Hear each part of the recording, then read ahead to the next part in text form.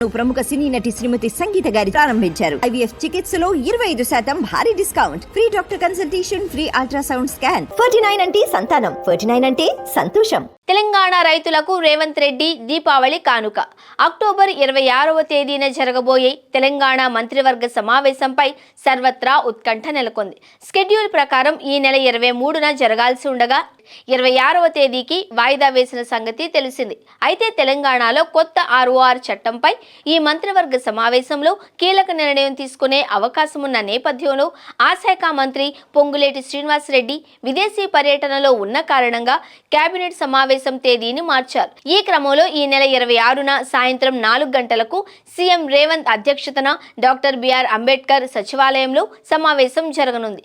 ఈ cabinet meeting లో assembly సమావేశాలతో పాటు హైడ్రా ఆర్డినెన్స్ కు చట్టబద్ధత కల్పించడం, కొత్త రెవెన్యూ చట్టం, మూసీ బాధితుల అంశం, వరద నష్టం, రైతు భరోసా తదితర అంశాలపై చర్చించనున్నట్లు తెలుస్తోంది. ఈ మేరకు వివరాలను సిద్ధం చేయాలి అని సంబంధిత శాఖల అధికారులకు ఆదేశాలు జారీ చేశారు.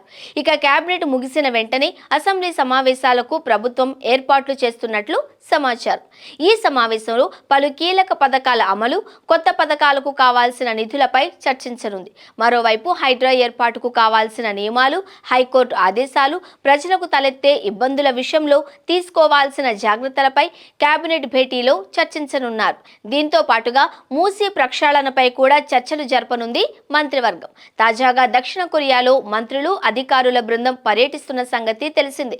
ఈ పర్యటనలో వెల్లడైన అంశాలపై కూడా కేబినెట్లో చర్చించే అవకాశాలు ఉన్నాయి.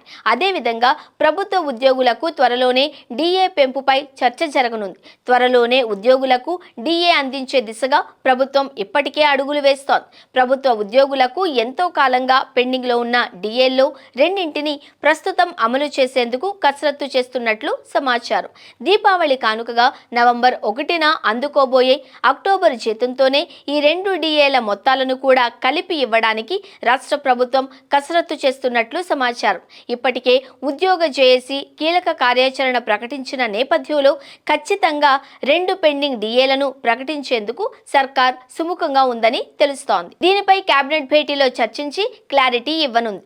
ఒక్కో DAకు ఎంత భారం పడుతుంది అనేది, రెండింటికి కలిపి అదనంగా ఎంత కేటాయించాల్సి వస్తుంది అనే లెక్కలను ప్రభుత్వం అంచనా వేస్తున్నట్లు సంబంధిత వర్గాల సమాచారం. 2022 జూలై నుంచి DAలు పెండింగ్లో పడ్డాయి.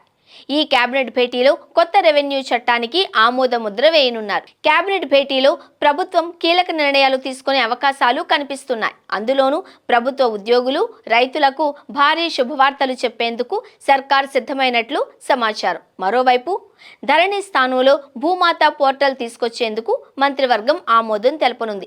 హైడ్రాకు మరిన్ని అధికారాలు కల్పిస్తూ ఆర్డినెన్స్లో సవరణలు చేస్తారు అని తెలిసింది.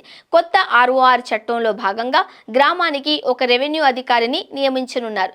గ్రామ రెవెన్యూ అధికారి ఉద్యోగాలలో VRAలతో సగం పోస్టులు భర్తీ చేయాలి అని, మిగతా సగం ఉద్యోగాలు కొత్త వారితో డైరెక్ట్ రిక్రూట్మెంట్ పద్ధతిలో భర్తీ చేయాలి అని నిర్ణయించినట్లుగా తెలుస్తోంది.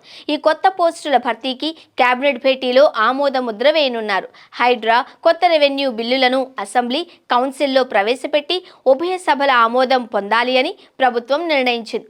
ఈ నేపథ్యంలో ఆ 2 డ్రాఫ్ట్ బిల్లులపైన కేబినెట్లో భేటీలో చర్చిస్తారు. అసెంబ్లీ శీతాకాల సమావేశాలు నిర్వహించే ఆలోచనలో ప్రభుత్వం ఉండడంతో సమావేశాల తేదీలపై కూడా నిర్ణయం తీసుకుంటారు అని సమాచారం. మరోవైపు తెలంగాణలో 2 లక్షల వరకు ఉన్న పంట రుణమాఫీని ప్రభుత్వం చేపట్టింది. 2 లక్షల కంటే ఎక్కువ మొత్తంలో ఉన్న రుణాలు ఇంకా మాఫీ కాలేదు. దీంతో వారికి దశల వారీగా మాఫీ చేయడానికి ప్రభుత్వం ఆలోచిస్తున్నట్లు తెలిసింది. ఇందుకు కేబినెట్ ఆమోదం తెలపాల్సి ఉంది.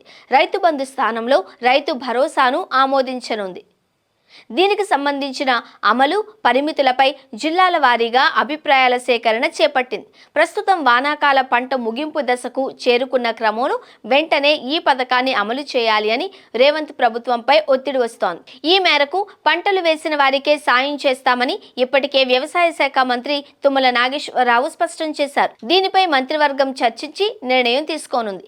కేంద్ర ప్రభుత్వ పంటల బీమా పథకాన్ని రాష్ట్రంలోనూ అమలు చేస్తాము అని రాష్ట్ర ప్రభుత్వం ప్రకటించిన విషయం తెలిసిందే. ఇటీవల కురిసిన భారీ వర్షాలు, వరదలకు పంటలు తీవ్రంగా నష్టపోయాయి. గ్రామాలు, పట్టణాలు అనే తేడా లేకుండా వరద ప్రభావిత ప్రజలు ముంపుతో భారీగా నష్టపోయారు. ఇప్పటికే 10,000 కోట్లకు పైగా నష్టాన్ని ప్రాథమికంగా అంచనా వేసింది రాష్ట్ర సర్కార్. ఈ మేరకు కేంద్ర బృందం వరద ప్రభావిత ప్రాంతాలలో పర్యటించి జరిగిన నష్టాన్ని పరిశీలించింది. ఇక దీనిపై కేంద్రం ఉదారంగా సాయం చేయాలి అని మంత్రివర్గం తీర్మానం చేయనుంది. అదేవిధంగా ఇతర రాజకీయ అంశాలు, తాజా పరిణామాలు చర్చకు వచ్చే అవకాశం ఉంది.